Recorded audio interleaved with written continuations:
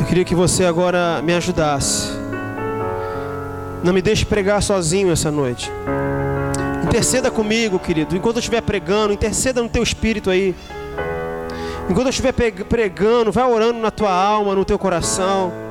Não apenas para você receber, mas para que o seu irmão também receba. Vá orando para que Deus me encha de graça, de sabedoria, com uma palavra de sabedoria para tocar o seu coração. Ó Deus, nós precisamos de Ti essa noite. Eu preciso de Ti, Senhor, para pregar essa palavra. Eu preciso de Ti, Senhor. Talvez, Deus, seja mais fácil pregá-la do que vivê-la.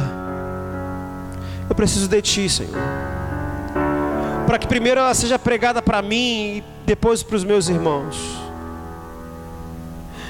Ó Deus, faça-nos ouvir a Tua voz.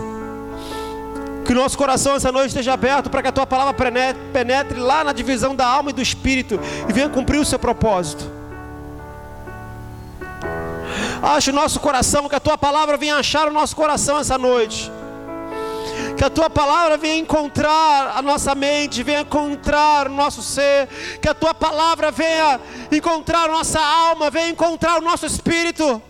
Que a Tua palavra essa noite possa se alinhar com o nosso espírito, Senhor. Aleluia! Aleluia! Vem, Senhor. Oh, aleluia. Amém, querido. Abra sua Bíblia em 2 Crônicas, capítulo 32.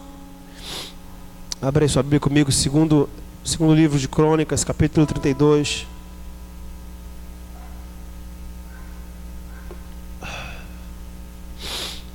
Segundo Crônicas, capítulo 32. Quero agradecer por você estar nos visitando. Que Deus possa te abençoar, que Deus possa cumprir o que Ele tem que cumprir essa noite. Amém, querido? Nós entendemos que Deus é um Deus de continuidade. Escuta o que eu vou te falar. Deus é um Deus de continuidade. Deus não é um Deus de ações de 100% naquilo que Ele faz. Como assim, pastor? Deus não é completo naquilo que Ele faz? Não. Deus é um Deus de continuidade, querido. Tudo que Deus faz, Ele não faz nada sozinho. Ele quer sempre nos envolver no milagre. Ou você mesmo acha que um pedaço de pau abre o mar? Não, querido, foi a forma que Deus criou para envolver Moisés na parada. Na verdade, nós entendemos, querido, que Deus é um Deus de continuidade. Deus, Ele poderia dar nome aos animais, mas não deu. Mas Ele colocou alguém para dar. Deus é um Deus de continuidade. Ele não faz nada assim, sozinho. Mas Ele começa e nos deixa por fazer. E fazer através dEle. Então talvez você está nos visitando aqui hoje, você que veio aqui hoje, você, poxa, essa noite Deus vai fazer tudo por você. Eu não creio. Mas hoje Ele pode começar tudo na sua vida. Você pode dizer amém? Porque aquilo que Ele vai fazer na sua vida, talvez Ele não vai resolver hoje, em 2 horas de culto, querido. Mas pastor, às vezes a gente vai em alguma igreja e as pessoas falam que Deus vai fazer tudo por vocês. Querido, isso é o evangelho da prosperidade. Eu estou falando do evangelho do reino, onde Deus não faz nada sozinho. Ele sempre vai nos envolver naquilo que Ele está fazendo. Então entenda que Deus hoje, Ele pode fazer tudo por você, sozinho não. Mas Ele pode iniciar o que tudo precisa acontecer na sua vida. E você vai se mover junto com Ele. Porque Deus é um Deus de relacionamento, não um Deus que caminha sozinho. Você pode dizer amém, querido? Vamos ler 2 Crônicas, capítulo 32, versículo 1.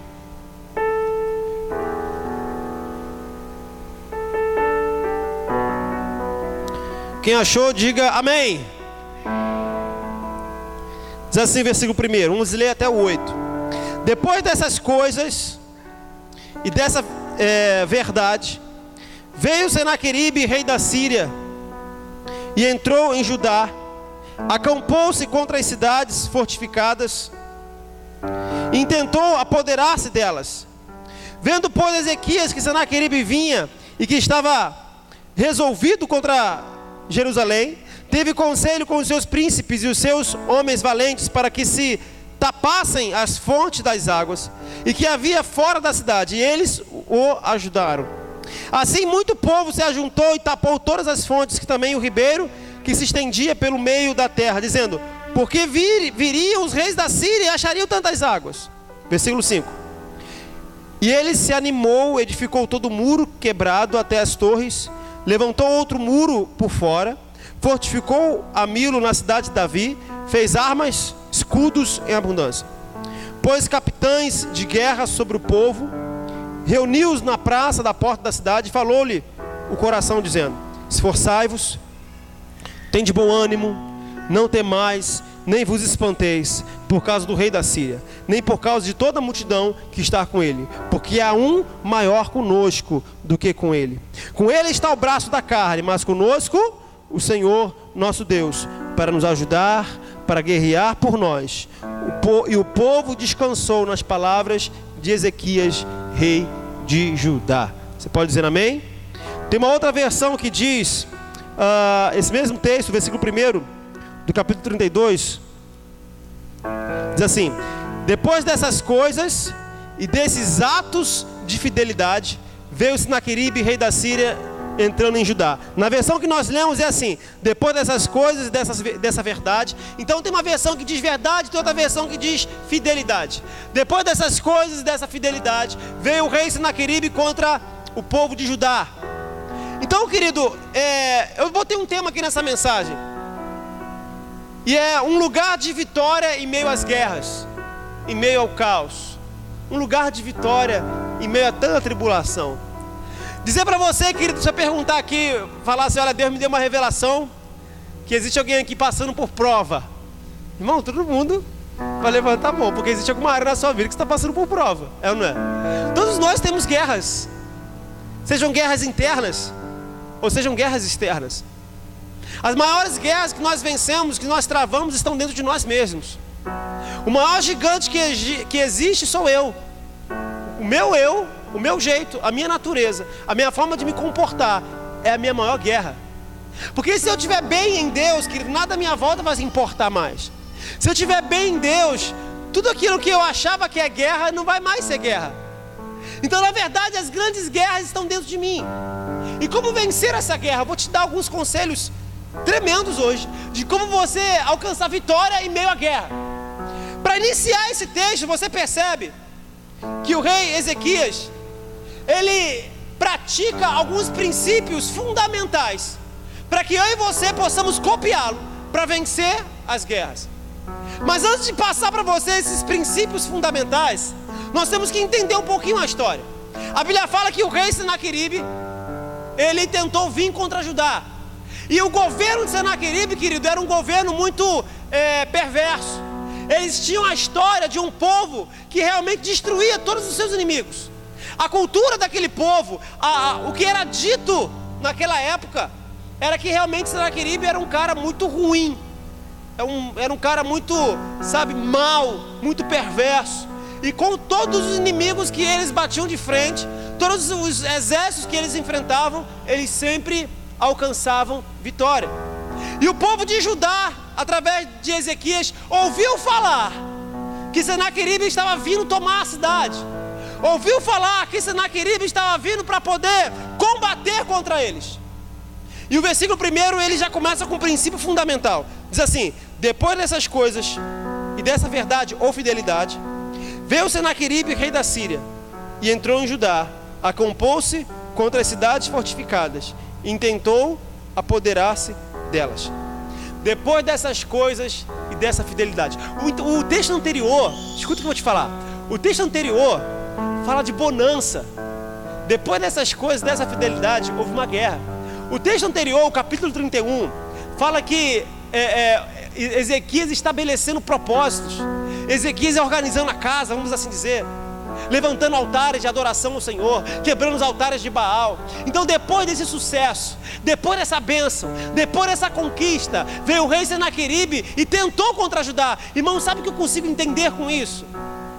Eu não tenho medo, muitas das vezes, da derrota. Eu tenho medo da vitória. Por quê? Porque às vezes nós aprendemos a lidar muito bem com as derrotas, mas não sabemos nos comportar com as vitórias. Você quer ver uma coisa? A Bíblia fala que nós devemos chorar com os que choram e sorrir com aqueles que estão sorrindo. É muito mais fácil a gente chorar com aqueles que estão chorando do que sorrir com aqueles que estão sorrindo. O ser humano, ele tem a capacidade de administrar dentro de si a derrota dos irmãos do que a vitória. Sabia disso? É muito mais fácil eu achar que o Gabriel está sem namorada e chorar com ele. Eu consigo chorar com ele. Você consegue chorar com ele, Wallace? A gente consegue chorar. Agora imagina se o Gabriel chega com uma varoa de fogo ungida, abençoada aqui na igreja. Orou 40 dias e 40 noites no monte. E aparece aqui abençoada, aleluia. Gente, o Gabriel está fluindo. Gabriel está dando certo. Gabriel está uau. E aí tu vai procurar saber, e namoro abençoado, eles oram juntos. É muito mais fácil, querido, você chorar com aqueles que estão chorando do que você sorrir com aqueles que estão sorrindo. Aí de repente começa a vir notícia que Gabriel passou no concurso público, que Gabriel comprou uma casa, que Gabriel está com um carro, que Gabriel está se envolvendo na obra de Deus, está tendo uma vida de santidade. Aí você começa a perceber que Gabriel está crescendo, que Gabriel casou e chamou a gente para o casamento. É muito mais fácil administrar, algumas pessoas, é claro, não vamos generalizar. É muito mais fácil algumas pessoas compartilhar da derrota do Gabriel do que da vitória dele. Eu estou falando do Gabriel de forma... Estou brincando aqui para você poder entender um pouquinho. Mas isso é verdade, querido. É muito mais fácil você colocar o seu ombro para uma pessoa encostar o rosto, a cabeça para chorar, do que você sorrir junto com ela naquilo que ela está vencendo. É muito mais fácil. Então eu começo a perceber que o problema não está quando nós estamos chorando, o problema está quando nós estamos sorrindo. Porque como isso pode mudar o nosso caráter? Você percebe que quando na pesca milagrosa, o barco estava bem, a rede estava boazinha, enquanto não havia pesca milagrosa. Mas quando Jesus foi lá, operou o milagre, a rede se rasgou, o barco estava afundando, eles tiveram que pedir ajuda. Então eu começo a perceber, querido, que a grande atenção nós temos que dar quando as coisas estão dando certo. Eu tive falando isso com algumas pessoas essa semana, compartilhando isso que estava no meu coração. Nós podemos aqui no MICEP, querido, administrar muito bem um telhado pingando na nossa cabeça. Quanto tempo, quando as pessoas aqui antigas que caminhavam com a gente, na época da igreja que não tinha parede, não tinha teto, não tinha chão, não é? A gente cultuava no bambu e na lona preta. Isso é bom. É fácil administrar isso. É fácil administrar de repente um louvor, querido, que um som que você diz aleluia e sai glória a Deus, né? Você diz aleluia, os irmãos não ouvem glória a Deus, porque o negócio é totalmente desinformado. Um ministério de louvor que de repente tem um cara que está cantando em dó, a menina está cantando em sol e o pastor está cantando em nada. É fácil você chorar. Meu Deus, que prova, vou lá ajudar aquele irmão. É fácil a gente administrar, querido, um culto vazio. Mas como nós nos comportamos quando Deus começar a fazer os peixes entrarem no nosso barco? Como você reagiria, querido? Como você reagiria com uma igreja sendo relevante na cidade? Com 200, 300 pessoas debaixo da sua cobertura, do seu discipulado? Como você reagiria tendo poder nas suas mãos? Existe um ditado, não sei se foi Abraham Lincoln, que diz o seguinte: se você quer conhecer o caráter de uma pessoa, dê a ele poder, dê a ele influência, dê a ele poder de decisão, que você realmente vai conhecer quem a pessoa é. Então eu não tenho medo do fracasso, eu tenho medo da vitória. Como o pastor Marcos vai se comportar quando Deus começar, sabe, a largar os céus, quando Deus começar a abrir as comportas, quando Deus começar a derramar bênção sem medida, quando Deus começar a encher os celeiros, como eu vou tratar as pessoas, como eu vou comportar com as pessoas, como eu vou me sentir? Então, na verdade, nós temos a dificuldade muito grande de sorrir com aqueles que estão sorrindo, e temos a facilidade de chorar com os que choram. Então o texto diz, querido, que no momento de alegria, no momento que estava dando tudo certo, houve uma guerra, houve uma tribulação. E eu quero poder compartilhar com você essa noite o primeiro segredo para que possamos alcançar a vitória em meio à guerra. Versículo 3 do capítulo 32 diz assim, versículo 3. Vamos ler o 2, acompanha comigo aí. Vendo, pois, Ezequias que Senaqueribe vinha, que estava resolvido contra Jerusalém, teve conselho com os seus príncipes e os seus homens valentes, para que tapassem as fontes das águas que haviam fora da cidade. E eles o ajudaram. Escute, você quer ter vitória no meio à guerra? Escute o que eu vou te falar. Vou te dar um conselho, querido, você não precisa pagar não. Escute o que eu vou te falar. Escute, olhe para mim. Isso. Você quer ganhar vitória em toda a situação que você passar? Você quer ganhar vitória na tua vida espiritual, ministerial, profissional? Não ande sozinho. Não ande sozinho. Não ande isolado. Não se esconda. Não se esconda. Sabe, nós temos que entender, querido, que o rei, ele era rei. Ele poderia muito bem chegar assim: gente, olha só, eu estou mandando, vamos fazer isso, aquilo outro, e vamos fazer isso acontecer, que eu sou rei. Não, a Bíblia fala que ele foi lá nos sábios, ele foi lá nos seus amigos e pediu conselho. Gente, o que a gente faz? Olha, Senaqueribe está vindo, eu sou rei, mas poxa, o que a gente faz? Senaqueribe está vindo aí, mas o que a gente pode fazer? Aí a Bíblia fala que eles tomaram conselho e falaram assim: gente, vamos tampar as fontes das águas, vamos cercar as fontes das águas, para que quando o povo vir, eles não venham encontrar água, e venham encontrar as fontes seladas, venham encontrar as fontes tampadas.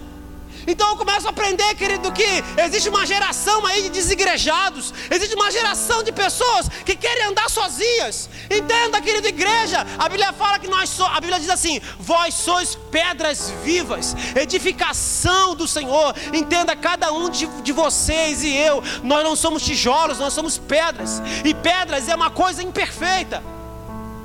Na igreja tem problema? Claro que tem, querido. Tem uma pessoa imperfeita como eu, tem uma pessoa imperfeita como você.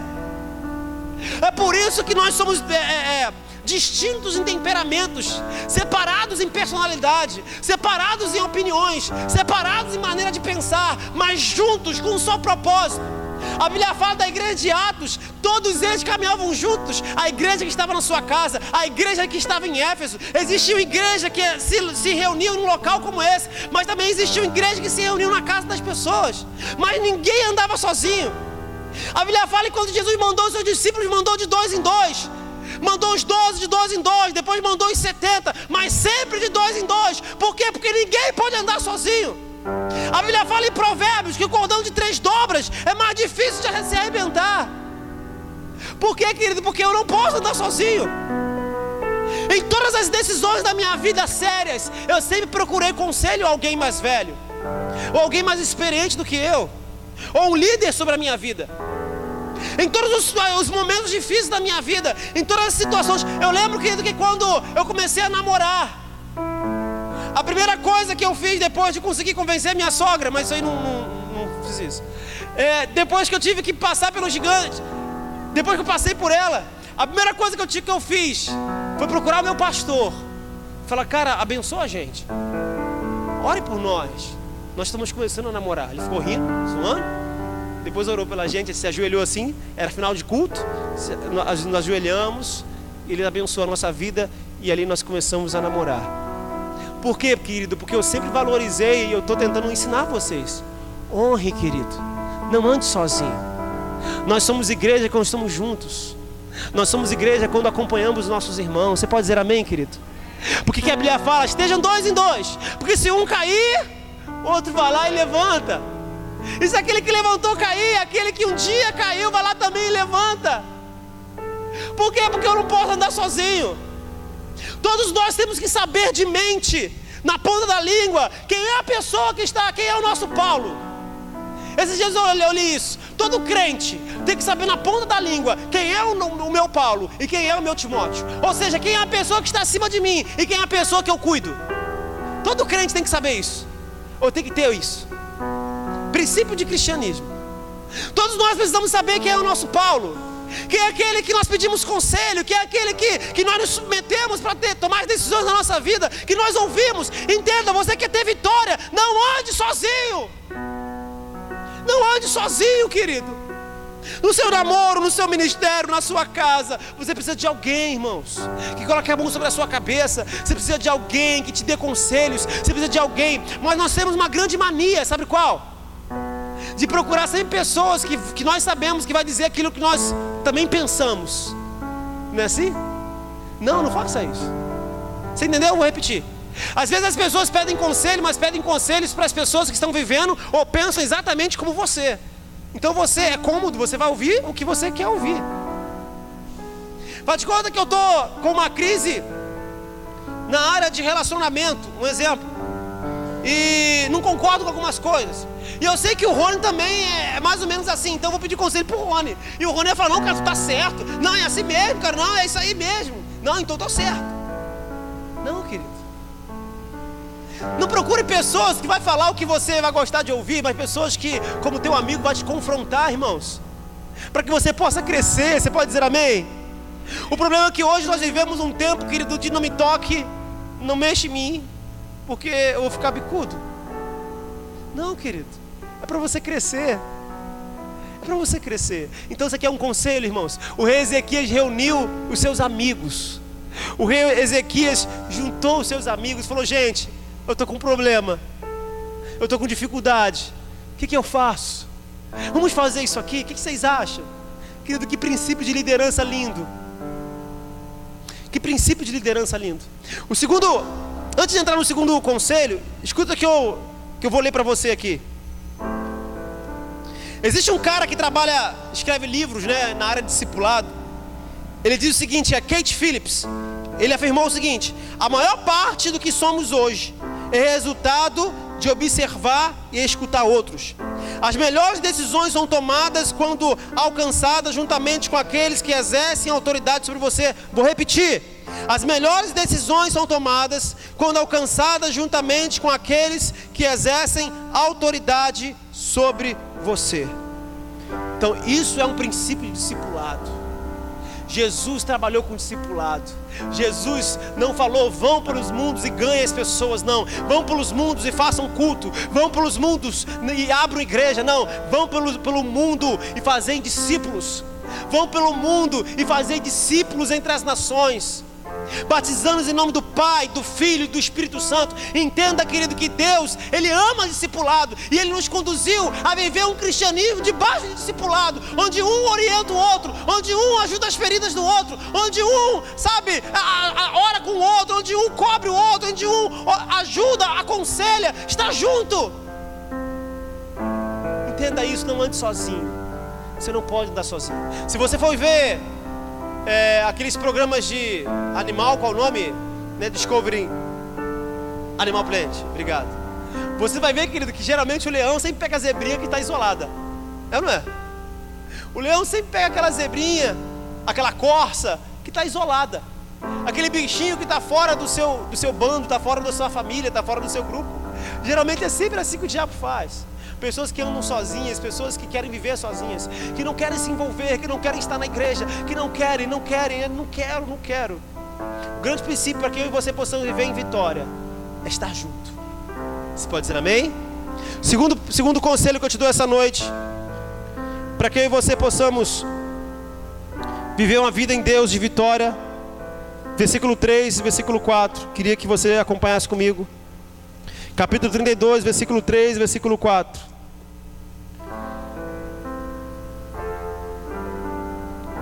Diz assim: teve conselho com os seus príncipes e seus homens valentes para que tampassem as fontes das águas que haviam fora da cidade, e eles o ajudaram.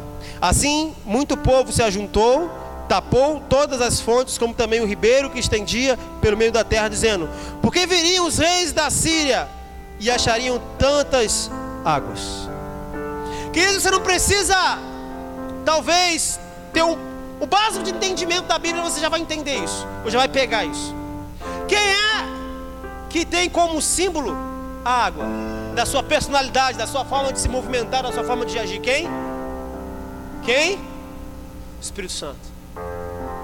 A Bíblia fala, você não precisa abrir, em João capítulo 7, lá no versículo 39, que do seu interior fluiriam rios de águas vivas. E esses rios de águas vivas é o Espírito Santo dentro de nós, fluindo para tocar as pessoas, fluindo para poder transformar a nossa guerra em paz. Então, querido, a água, ela simboliza o Espírito Santo. E a Bíblia fala que o rei Ezequias, juntamente com seus amigos, eles tamparam as fontes das águas, eles selaram as fontes das águas. Querido, o que eu entendo com isso? Que a primeira tática do inimigo é tirar o meu relacionamento com Deus, é apagar o Espírito Santo na minha vida. A primeira coisa que o inimigo vai tentar tirar é meu tempo de devocional. A primeira coisa que ele vai tentar arrancar de mim é o Espírito Santo, é o relacionamento com Deus. A Bíblia fala que Ezequias tampou, selou. Vamos selar as fontes das águas, vamos preservar as fontes das águas, vamos guardar a fonte das águas, vamos cuidar das fontes das águas. Querido, entenda, se o inimigo conseguir tocar na tua fonte, querido, das águas, ele vai conseguir tocar na tua vida, ele vai conseguir entrar na tua cidade. Eu e você não podemos abandonar o lugar secreto. Eu e você não podemos abandonar o tempo de oração. Eu e você não podemos abandonar o relacionamento com o Espírito Santo. Aconteça o que acontecer, eu e você precisamos preservar a fonte das águas. Precisamos guardar a fonte das águas, porque o inimigo está vindo, querido. Preserve a fonte das águas. O inimigo está vindo, querido. Você precisa cuidar da fonte das águas. Você precisa cuidar do Espírito Santo. Você precisa cuidar do seu lugar secreto. Você precisa cuidar do seu momento de oração. Quantos aqui, querido, não oram mais, não tem mais a sua particularidade com Deus? Ah, pastor, eu oro no ônibus, eu oro na igreja, eu oro lavando louça. Querido, amém, mas eu estou falando de lugar. Quando a Bíblia fala, quando você entra no seu lugar secreto, no seu quarto, e o Deus que está em secreto te vê e te recompensará. Quantas pessoas não preservam mais o seu lugar secreto? Quantas pessoas não se relacionam mais com o Espírito Santo? Quantas pessoas não têm mais vida com Deus? Talvez seja por isso que tem pessoas desanimadas, desacreditadas, sem fé, pessoas que não acreditam mais, pessoas que estão sofrendo. Talvez seja por isso, porque o inimigo, ele já entrou. Sabe, querido, a segunda coisa que Ezequias fez foi preservar a fonte das águas. E a fonte das águas é o Espírito Santo. A fonte das águas. Eu queria que você abrisse comigo, essa aí eu queria que você abrisse. Cantares capítulo 4, Cantares de Salomão. Eu queria que você abrisse comigo, querido. Essa eu não vou ler não, vamos abrir juntos. Cantares de Salomão, capítulo 4, versículo 11. Quero ler com você. Cantares de Salomão, capítulo 4, versículo 11.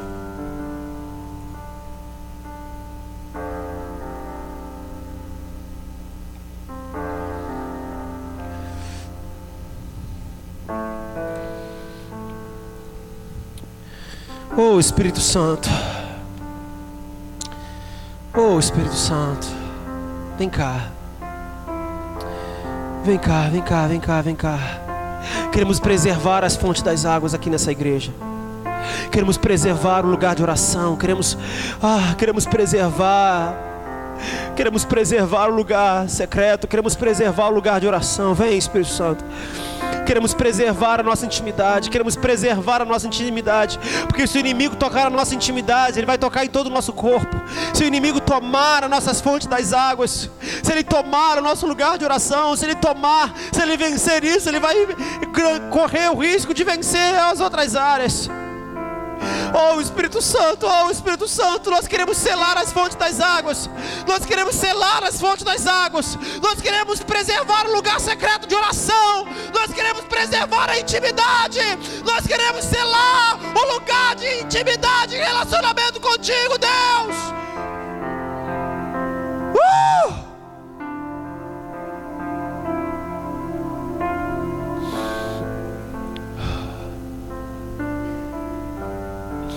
Porque entendemos que a nossa força não está no nosso movimento, a nossa força não está na nossa habilidade, a nossa força não está, Senhor, na nossa habilidade, a nossa força está no nosso lugar de oração. É ali que nós morremos. É ali que nós somos mais Jesus e menos Maxwell. É ali que nós somos mais Jesus e menos o Wallace Moura, o Wallace Sanches. É ali que nós somos mais Jesus e menos Paulo, menos Rony. É ali que nós somos mais Jesus e menos Mariana, e menos Tiago e menos Adriana. É ali que eu sou mais Jesus. É ali que o Senhor me fortifica. Quantas pessoas não selam, não guardam o seu lugar de oração, não guardam o seu momento com Deus, não guardam, não preservam. Cantares de Salomão, capítulo 4, versículo 11. Diz assim na minha versão. Está falando da noiva, querido, tá? Aqui é uma tipicidade acerca da noiva, da igreja. Os seus lábios destilam mel, noiva minha. Mel e leite estão debaixo da tua língua, e o cheiro dos teus vestidos é como o cheiro do Líbano. Jardim fechado é minha irmã, minha noiva, sim, jardim fechado, fonte selada. Oh, vou ler o versículo 12 de novo. Jardim fechado é minha irmã, minha noiva, sim, jardim fechado, fonte selada. Se tem uma coisa que Deus quer, querido, que nós vamos estar preservando e ser como um jardim fechado, uma fonte selada. Sabe o que Ezequias fez? Vamos selar a fonte. O inimigo está vindo, vamos selar a fonte. Vamos nos esconder em Deus. O inimigo está vindo, as coisas estão ruins ao seu lado. Vamos nos esconder em Deus. Vamos nos esconder, porque a Bíblia fala, Salmos 46, Deus é o meu refúgio, fortaleza, socorro bem presente na hora da angústia. Versículo 2, porque não temerei, ainda que o mar se levante. Meu Deus, o meu lugar de refúgio, Deus é o meu refúgio, fortaleza, socorro bem presente na hora da minha angústia. Querido, escute, o negócio está se levantando contra você. Preserve o teu lugar secreto, preserve, noiva minha, jardim fechado, fonte reclusa. Entra para o teu lugar de oração, filha. Filho, se esconda em Deus. Se esconda em Deus.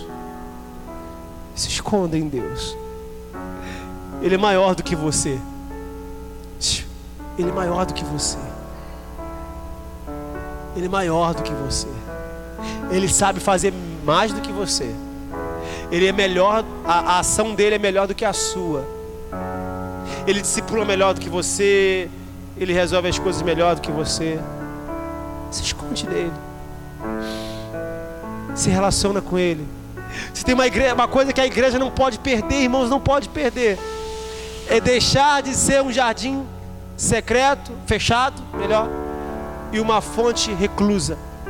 Se existe uma coisa que a igreja não pode deixar de ser, é preservar o Espírito Santo.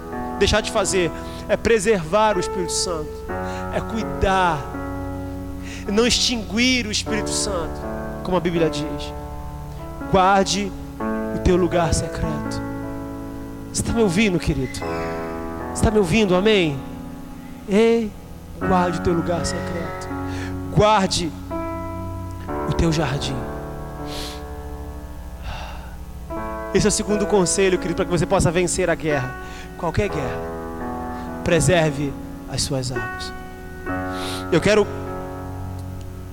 por terceiro segredo, versículo 5, versículo 6. Diz assim: e ele se animou e edificou todo o muro quebrado, até as torres. Levantou outro muro por fora, fortificou o Milo da cidade de Davi, fez armas e escudos em abundância, pôs capitão de guerra sobre o povo, reuniu na praça da porta da cidade, falou-lhe ao coração. Amém, até aqui por enquanto. A Bíblia fala que ele foi lá, tomou conselho com seus amigos, porque ele não andava sozinho. Ele não fazia nada sozinho. Irmãos, já fiz tanta coisa sozinho, me arrebentava tudo. Deus me dá uma revelação, eu parecia até o Jack Chan. Mas não era de Deus, é porque está sozinho, cabeção. Eu comecei a entender, falei, gente, mas Então vamos envolver as pessoas naquilo que eu acredito, naquilo que eu vi, na visão que Deus me deu. E como é difícil juntar os amigos para selar as fontes. Mas essa noite, querido, antes de entrar aqui no terceiro conselho, eu quero convidar você, irmãos, a ser meu amigo, para que nós possamos selar as fontes, para que nós possamos preservar a fonte, para que nós possamos preservar o lugar das águas, que é o Espírito Santo, preservar o nosso lugar de oração, de relacionamento com o Senhor. Você quer? Vamos fazer isso, querido. Que essa casa aqui seja um jardim recluso, jardim fechado, uma fonte reclusa, onde nós preservamos o Espírito Santo, onde nós guardamos as águas, para que o inimigo não encontre, para que o inimigo não ache o teu lugar secreto, para que o inimigo não arranque o teu tempo de oração, para que o inimigo, através de trabalho, ativismo, não venha arrancar. Querido, entenda, o diabo, ele quer arrancar o teu tempo de oração, porque ele sabe que se você não tem tempo de oração, você é fraco. Você começa a duvidar das coisas, você começa a ficar chateado com qualquer coisa. A primeira coisa que o diabo vai tentar tirar da igreja é o seu lugar secreto, é a sua fonte que deveria ser selada e não está. Se ele conseguir tomar nossas águas, se ele conseguir tomar nossas fontes, possivelmente ele vai conseguir tudo. Então que a igreja dos nossos dias seja uma igreja escondida em Deus, seja uma igreja reclusa, escondida, preservada dentro de Deus, preservada no lugar secreto de Deus, preservada, fechada em Deus. Que a igreja possa ser, que não ser reconhecida pela sua forma de se exibir, mas seja reconhecida pela sua forma de se esconder em Deus. Que a igreja não venha manifestar a si mesmo, mas que a igreja possa manifestar o reino de um rei. Porque nós não fomos chamados para manifestar a igreja, nós não fomos chamados para pregar uma denominação, nós não fomos chamados para manifestar o MICEP, nós fomos chamados para manifestar Deus. E como que eu conheço Deus, querido, é me escondendo nele. Que possamos ser mais carimbos, porque você vai exalar aquilo que você mexeu lá na tinta, sabe, naquela almofadinha, para que você possa. Então, às vezes você coloca, não aparece nada, porque você tem que ir lá mexer um pouquinho, sabe?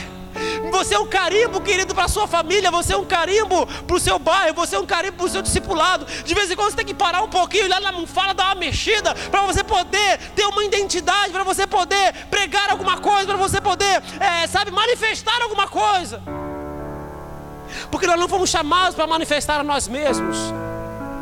Então que nós possamos, querido, correr por esse lugar, preservar esse lugar, fechar esse lugar.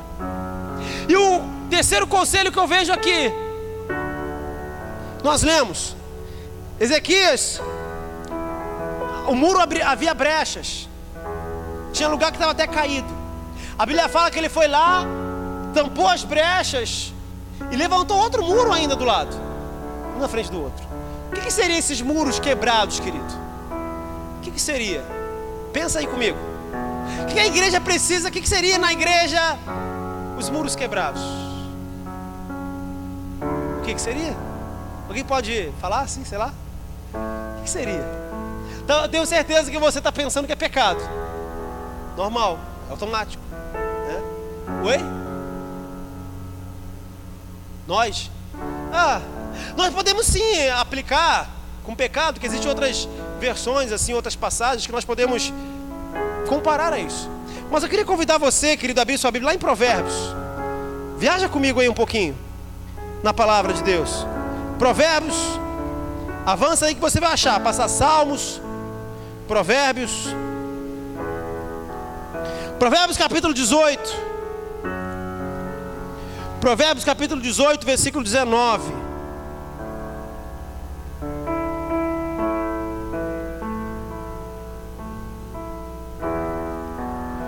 Provérbios capítulo 18, versículo 19.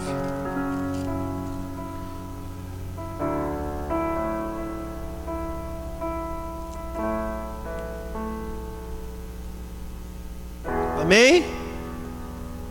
Amém? Provérbios. Deixa eu abrir aqui uma outra versão. Capítulo 18, versículo 19. Diz assim, vou ler aqui, ó. O irmão ofendido é mais difícil de conquistar do que uma cidade forte, e as contendas são como ferrolhos de um palácio. Vamos aqui nessa versão para você poder entender. O irmão ajudado pelo outro irmão é como uma cidade fortificada, é forte como os ferrolhos de um castelo. Vou ler de novo. O irmão ajudado pelo outro irmão é como uma cidade fortificada, é forte como ferrolhos de um castelo. Quando eu digo para você que o rei Ezequias, e esse texto que ele diz Ezequias, ele tipifica a igreja. O texto que nós lemos aqui das águas tipifica o Espírito Santo, e a cidade de Judá tipifica a igreja. A Bíblia fala que o rei foi lá tampar os muros. Nós lemos no Provérbios que aqueles que ajudam os outros irmãos que estão feridos, é como se estivesse edificando muros. Porque a Bíblia fala que nós somos pedras vivas, edificação do Senhor. Então, se eu sou pedra viva, se você é pedra viva, e eu tenho aqui uma pedra ferida, uma pedra quebrada, uma pedra danificada, e eu vou lá e ajudo aquela pedra, eu sirvo aquela pedra. A Bíblia diz em Provérbios que eu estou construindo muros. Então entenda, querido, o segredo da igreja está na compaixão. O segredo da igreja está no servir. O segredo da igreja está em ajudar o seu irmão a caminhar junto com você, a você colocar o seu ombro e prestar para ele quando ele não estiver conseguindo caminhar. O segredo da igreja para que eu e você possamos viver uma vida vitoriosa é como você parar de se preocupar com você e se preocupar mais com a causa de Deus. Porque aquilo que você quer vai ser automático. Quando você parar de lutar, querido, escute. Quando você parar de, ai meu Deus eu quero, meu Deus eu quero, meu Deus eu quero, e você começar a se importar um pouco mais com o reino, um pouco mais com as pedras que estão feridas, quebradas, é como se nós estivéssemos construindo muros para Ele. É como nós estivéssemos fortalecendo a cidade. Mais para frente em Provérbios, capítulo 25. Provérbios capítulo 25, versículo 28.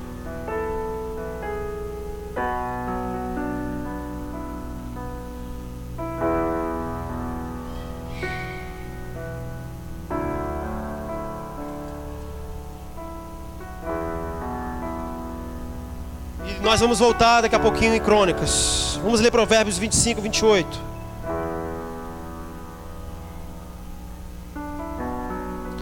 Diz assim, 25, 28. Capítulo 25, versículo 28. Como a cidade derrubada, sem muro, assim é um homem que não pode conter o seu espírito. Eu aprendo duas coisas aqui essa noite, querido, com esse texto. O que é fortificarmos a cidade?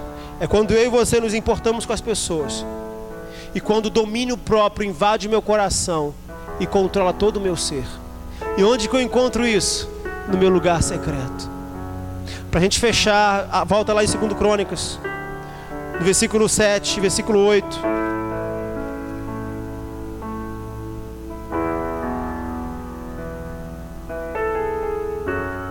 Versículo 7, versículo 8.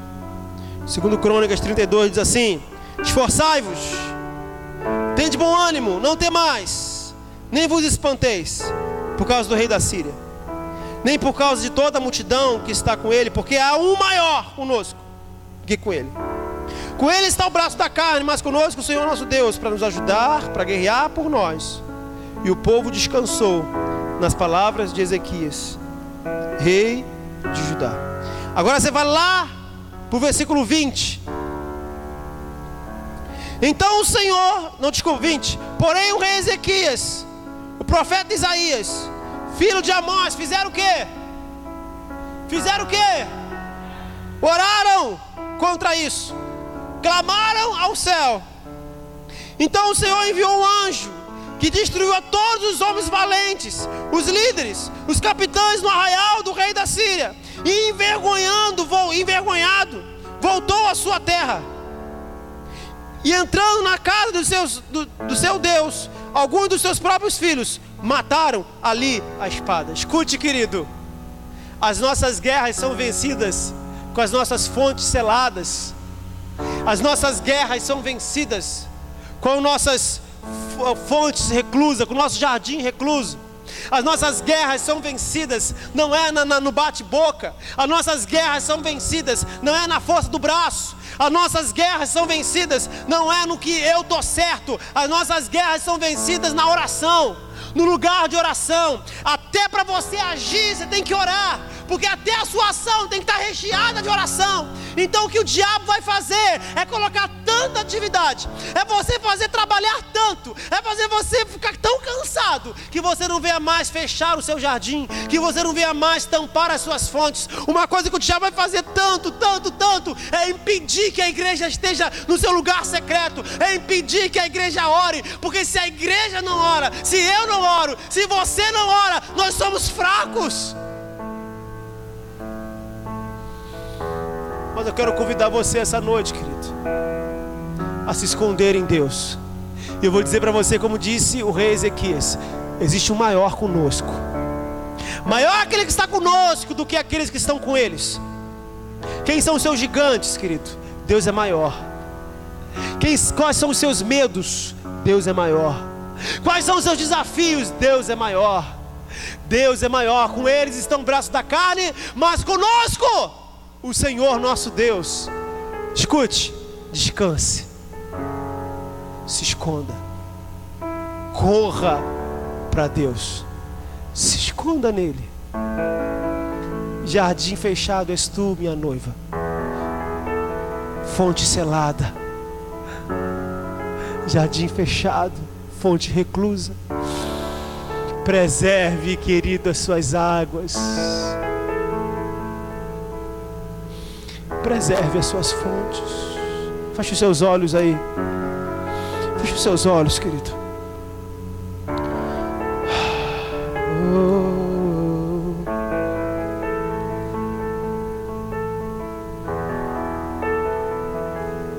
Feche os seus olhos. Quero orar com você.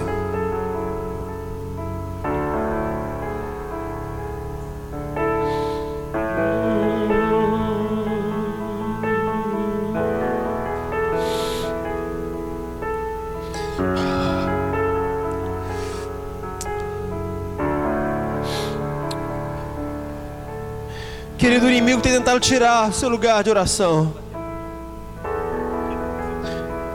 Você tem trabalhado muito, tem feito tantas coisas. Pare um pouco. O dia tem 24 horas. Tira um tempo para o seu jardim. Cele as suas fontes. Preserve, não deixe que o tempo, não deixe que o cansaço, não deixe que o ativismo, não deixe que as atividades, não deixe que o trabalho, não deixe, querido, venha tomar a sua fonte. Preserve o seu lugar em Deus. Preserve, querido. Preserve. Porque nós não vamos manifestar o que somos, nós vamos sempre manifestar o que temos.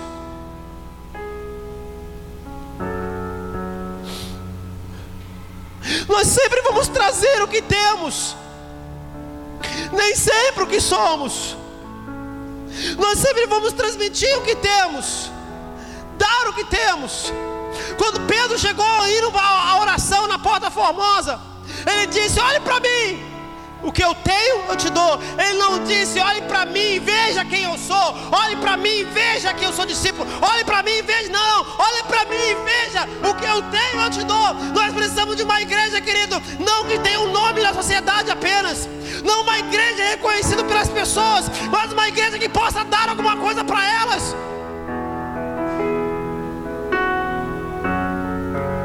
E nós só podemos dar aquilo que temos. E se nós queremos dar Deus para elas, nós precisamos ter Deus. Ai, Deus. Buscareis e me achareis quando me buscareis de todo o vosso coração. Buscareis e me achareis quando me buscareis de todo o vosso coração. Oh, buscareis e me achareis quando me buscareis de todo o vosso coração. Ah, batei e abre-se-vos-á. Batei e abre-se-vos-á. abre-se-vos-á, batei, abre-se-vos-á, busque e encontrareis, busque e encontrareis. A primeira vez não achou, busca a segunda. A segunda vez não achou, busca a terceira. Uma vez, vai chegar um momento que o Espírito Santo vai pegar você. Eu busquei Deus e não senti nada, busque outra vez. Eu busquei outra vez e nada aconteceu, busca outra vez. Porque quando você procura alguma coisa, você procura até encontrar. Quando você perde um dinheiro, querido, na sala, você levanta o sofá, você desmonta o sofá, você levanta, tira a televisão do lugar, você perdeu 100 reais, meu Deus. Quebra o tijolo, tem que estar em algum lugar. Você procura até achar. Buscareis e me achareis, diz o Senhor, quando vocês me buscarem todo o seu coração. Sabe o que o Senhor está dizendo? Eu estou disponível. Sabe o que o Senhor está dizendo? Eu estou disponível. Noiva minha, fonte selada,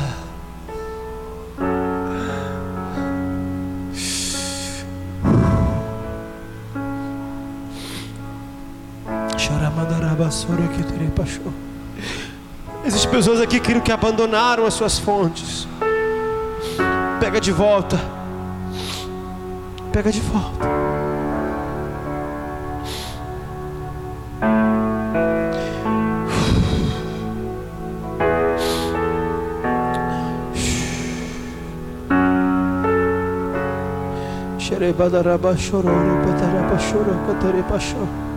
Você não acha estranho, querido, que você consegue fazer uma opção de coisas, só não consegue orar?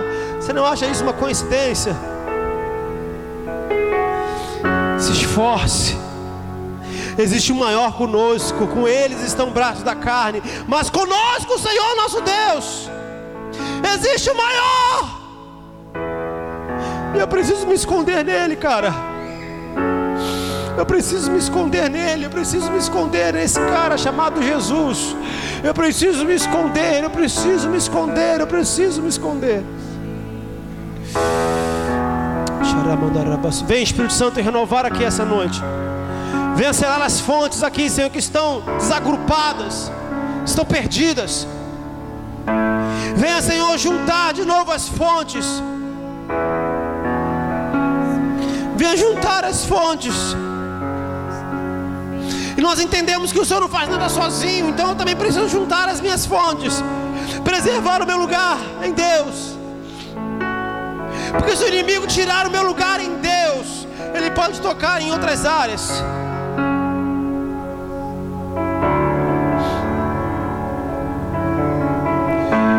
Oh! Beba dessas águas, querido. Do teu interior fluiriam rios de água viva. Beba dessas águas, querido. Beba das águas do Espírito Santo que é para você. Beba das águas do Espírito Santo que é para você. A rocha já foi ferida.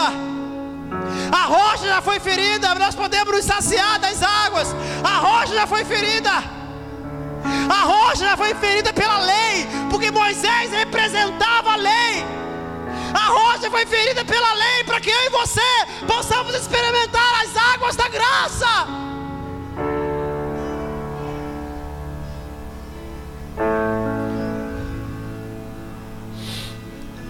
Beba das águas, irmãos. Ah, pastor, como é que eu faço isso? Rasga o teu coração. Rasga a tua alma, pelo amor de Deus.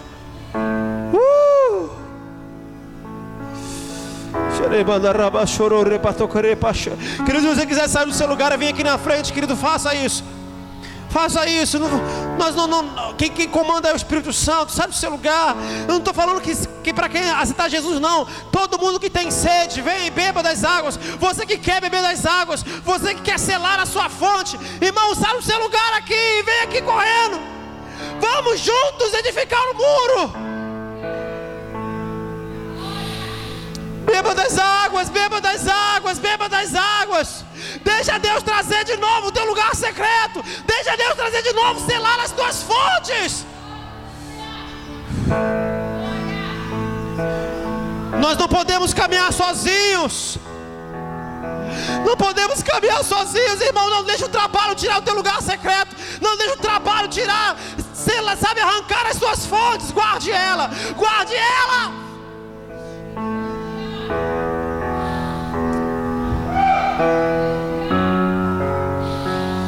Fique de pé no seu lugar, queridão. Sai do seu lugar, a não ser se for vir aqui para frente. Mas não fique disperso aí atrás. Não fique conversando. Querido, beba das águas. Fique de pé no seu lugar. Vamos adorar ao Senhor.